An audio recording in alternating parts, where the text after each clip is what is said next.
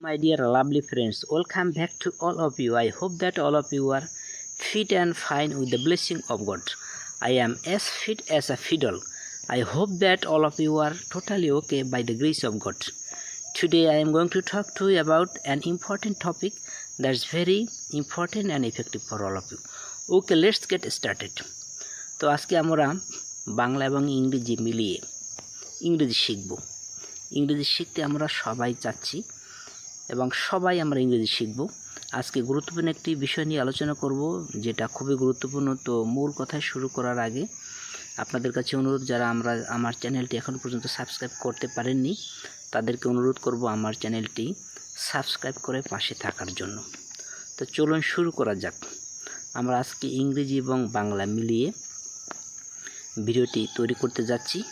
তো আশা করি শেষ পর্যন্ত সঙ্গে থাকবেন এবং এখান থেকে অনেক গুরুত্বপূর্ণ তথ্য পাবেন।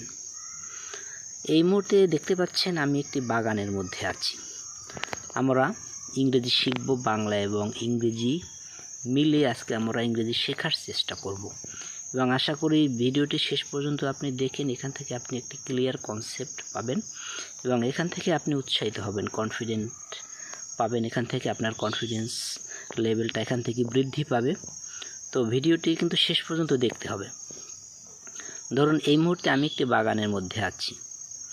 এখন এই বাক্যটিকে আমরা ইংরেজি করব। কিভাবে করব? আমি একটি বাগানের মধ্যে আছি। এই যে আমি বাক্যটি বললাম, আমি একটি বাগানের মধ্যে আছি, এখন এটা তো আমরা বাংলায় বললাম, আমরা বাঙালি, কিন্তু আমরা চাচ্ছি ইংরেজি শিখতে। আমি একটি বাগানের মধ্যে আছি, এখানে আমি একটি বাগানের মধ্যে আছি। এই যে বাংলা শব্দগুলো বললাম, ওয়ার্ডগুলো বললাম, আমার কিন্তু এটাকে ট্রান্সলেট করতে গেলে ইংরেজি পারতে হবে। আমি শব্দের ইংরেজি কি, বাগান শব্দের ইংরেজি কি, মধ্যে শব্দের ইংরেজি কি, আশি শব্দের ইংরেজি কি, এগুলো কি আগে কিন্তু আমাকে ইংরেজি জানতে হবে। যদি এগুলো আমি না জানি তাহলে কিন্তু আমি ইংরেজি শিখতে পারবো না। তো এই জন্য আপনাকে কি করতে হবে, বাংলা টু ইংলিশ ডিকশনারি আছে, ইংলিশ টু বাংলা ডিকশনারি আছে, অনেকগুলো আপনি ডিকশনারি পাবেন। অক্সফোর্ড ডিকশনারি আছে, সংসদ ডিকশনারি আছে, ক্যামব্রিজ ডিকশনারি আছে। এই গুরুত্বপূর্ণ ডিকশনারিগুলো আপনাকে কিন্তু কালেক্ট করতে হবে। আপনার ঘরে কিন্তু এগুলো থাকতে হবে। এখান থেকে প্রচুর শব্দ ভাণ্ডার কিন্তু আমাদের আয়ত্ত করতে হবে। এখান থেকে প্রচুর শব্দ যখন আপনার ব্রেনের ভিতর থাকবে, সেট হবে, আপনার শব্দ ভাণ্ডার যত বেশি হবে, যত বৃদ্ধি পাবে, তত কিন্তু আপনি সুন্দর করে বলতে পারবেন। আপনার ভিতরে কিন্তু তত স্পৃহাটা বাড়বে, আপনার ভিতরে কিন্তু কনফিডেন্সটা বাড়বে। এবং এই বাংলা আমরা কিন্তু সবাই জানি, আমাদের যেহেতু মাতৃভাষা বাংলা, এখান থেকে ইংরেজি ট্রান্সলেট করতে গেলে অবশ্যই কিন্তু এই বাংলা শব্দটার ইংরেজি আমাকে জানতে হবে।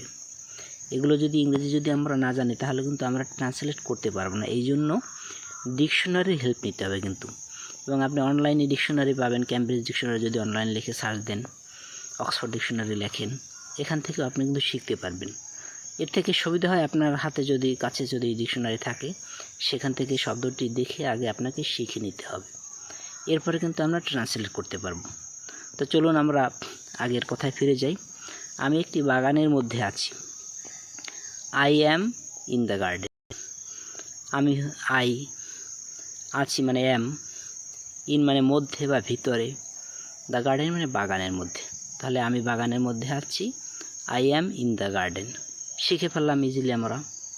এখন আমরা যদি বলি যে বাগানের মধ্যে সাধারণত কি থাকে, বাগানে গিয়ে, যদি বলি বাগানে গিয়ে, তাহলে আমরা জানি যাওয়া ইংরেজি হলো গো। এখন যদি বাগানে গিয়ে বলি তাহলে এটার ইংরেজি কী হবে? বাগানে গিয়ে এর ভিতরে কি কোনো সাবজেক্ট আছে? এর ভিতরে কিন্তু কোনো সাবজেক্ট নেই। তাহলে বলতে হবে গোয়িং টু দ্য গার্ডেন অথবা গোয়িং টু আ গার্ডেন। বাগানে গিয়ে, যেহেতু গার্ডেনটাকে আমরা কাউন্টেবল নাউন, একটি কাউন্টেবল নাউন, 1 2 3 করে গণনা করা যায়, এই জন্য আমরা বলবো গোয়িং টু দ্য গার্ডেন অথবা গোয়িং টু আ গার্ডেন, মানে কি বাগানে গিয়ে। এখন বলতে পারেন আমি বাগানে গিয়ে আমি কিছু গাছ দেখতে পেলাম। তাহলে আগে আমরা শিখলাম যে বাগানে গিয়ে ইংরেজি কি, গোয়িং টু দ্য গার্ডেন অথবা গোয়িং টু আ গার্ডেন। বাগানে গিয়ে আমি কিছু গাছ দেখলাম। তাহলে আমি আই দেখলাম বা দেখতে পেলাম। সি একটি ভার্ব, এর অর্থ হচ্ছে দেখা। তাহলে দেখতে পেলাম মানে দেখলাম। স আই স আমি দেখতে পেলাম, কি দেখতে পেলাম? কিছু গাছ দেখতে পেলাম। আই স সাম ট্রিস, যেহেতু বাগানে সাধারণত বিভিন্ন প্রকারের গাছ থাকে। Different kinds of trees R seen in the garden, বাগানে বিভিন্ন রকমের গাছ থাকে। তাহলে বিভিন্ন রকমের গাছ ইংরেজি হলো কি? Different kinds of trees. বিভিন্ন রকমের গাছ থাকে বাগানে, এর ইংরেজি হবে কি? Different kinds of trees are there in the garden. বাগানের মধ্যে বিভিন্ন রকমের গাছ থাকে। দেখতে পাচ্ছেন আপনি অনেক গাছ দেখতে পাচ্ছেন এখানে, আমি অনেক গাছ দেখতে পাচ্ছি, এর ইংরেজি কী হবে? I can see many trees, অথবা I can see several trees, I can see numerous trees. এভাবে আপনি অনেকগুলো বলতে পারেন। অনেক ইংরেজি হলো মেনি, সেভারেল, নিউমেরাস, অসংখ্য আমরা গাছ দেখতে পাচ্ছি। I can see many trees, I can see numerous trees. এইভাবে ইংলিশটা কিন্তু আমরা করতে পারি, কিন্তু আমার ইংরেজিটা কিন্তু জানতে হবে। কিন্তু ইংরেজিটা যদি আমরা না জানি তাহলে কিন্তু এটা ট্রান্সলেট করতে পারবো না। এখন যদি আমি বলি যে আমি কিছু ছোট গাছ দেখতে পাচ্ছি, তাহলে ইংরেজি কী হবে? I can see some small trees, আমি কিছু ছোট গাছ দেখতে পাচ্ছি। ঠিক আছে, এখন যদি বলি আমার কিছু গাছ দরকার, এটার ইংরেজি কী হবে? আমরা দরকার ইংরেজি সবাই জানি নিড, তাহলে আমার কিছু গাছ দরকার। আই নিড সাম ট্রিস, আমার কিছু গাছ দরকার। যদি বলি গাছ খুবই গুরুত্বপূর্ণ, তাহলে আমরা গাছ ইংরেজি জানি ট্রিস, এবং গুরুত্বপূর্ণ ইংরেজি হচ্ছে কি? ইম্পর্ট্যান্ট। তাহলে গাছ খুব গুরুত্বপূর্ণ ইংরেজি কী হবে? Trees are very important. তাহলে আমরা জানি খুব ইংরেজি হচ্ছে ভেরি, তাহলে গাছ খুব গুরুত্বপূর্ণ ইংরেজি হবে কি? Trees are very important. এখন বাগানের ভিতরে আমরা অনেক গাছ দেখতে পাচ্ছি, গাছ খুব গুরুত্বপূর্ণ, গাছ খুব উপকারী যদি বলি, তাহলে কী হবে? Trees are very helpful. যেহেতু উপকারী ইংরেজি হচ্ছে হেল্পফুল, তাহলে গাছ খুব উপকারী ইংরেজি হবে ট্রিস আর ভেরি হেল্পফুল। এখন যদি বলি যে গাছ আমাদের ফল দেয়, এর ইংরেজি কী হবে? তাহলে আমরা জানি গাছ ইংরেজি ট্রি, তাহলে গাছ তো একটি গাছ না, এটাকে আমরা কাউন্টেবল প্লুরাল করতে হবে। তাহলে বলতে হবে trees, trees give us fruits, গাছ আমাদের ফল দেয়।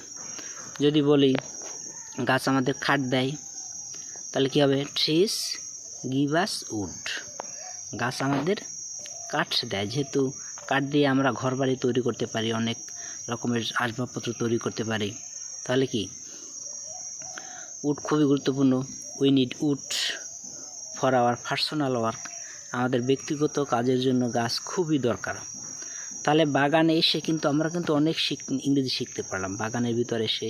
এভাবে আপনি কল্পনা করবেন, আপনার সামনে যেটা আপনি দেখতে পাবেন সেই সামনের বিষয়টা কি কল্পনা করে যদি আপনি কথা বলতে পারেন, তাহলে এখান থেকে আমাদের ইংরেজি শিখতে হবে।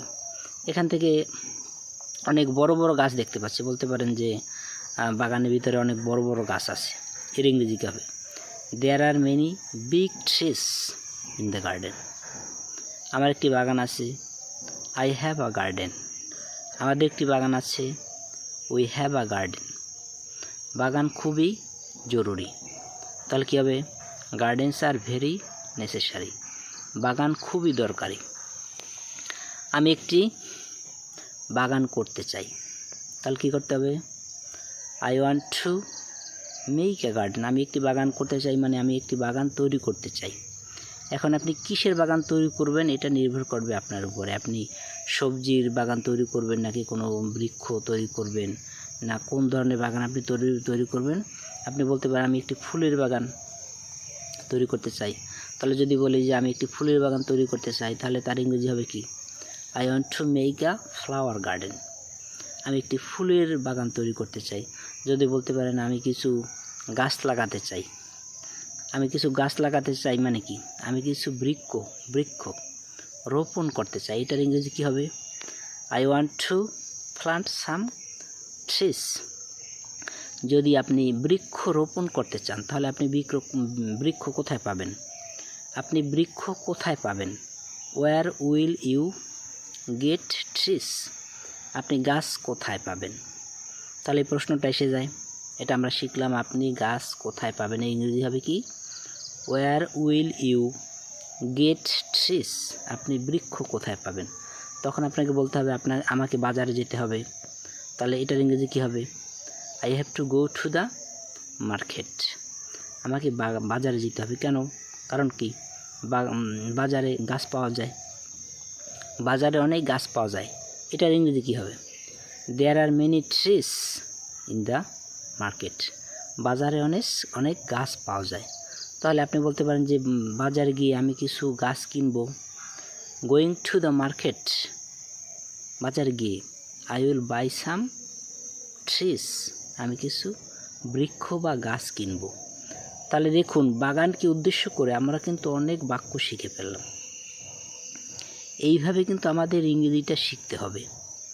এইভাবে যদি কল্পনা করে আপনি বিভিন্ন বাক্য মনের ভিতর থেকে উৎপত্তি করতে পারেন এবং এরপরে যদি আপনি প্র্যাকটিস করেন তাহলে আপনার কিন্তু সাকসেস অবশ্যই আসবে। You must be successful. Success is a must for you. সফলতা অবশ্যই আপনার জন্য। প্র্যাকটিসটা কিন্তু এভাবে করে যেতে হবে। কিন্তু you have to practice a lot. If you practice daily, I think that your knowledge will increase one by one and you will be able to speak in English. Whatever you see, wherever you go, you will have to think in English, and after thinking in English you will be able to speak. At first you will speak with yourself, and then your knowledge will increase one by one. You will be able to speak with anyone in the world easily and confidently, because you will have to think something in English. এভাবে আপনি যেখানে যাবেন না কেন, আপনি ধরুন আপনি কোথাও যাচ্ছেন,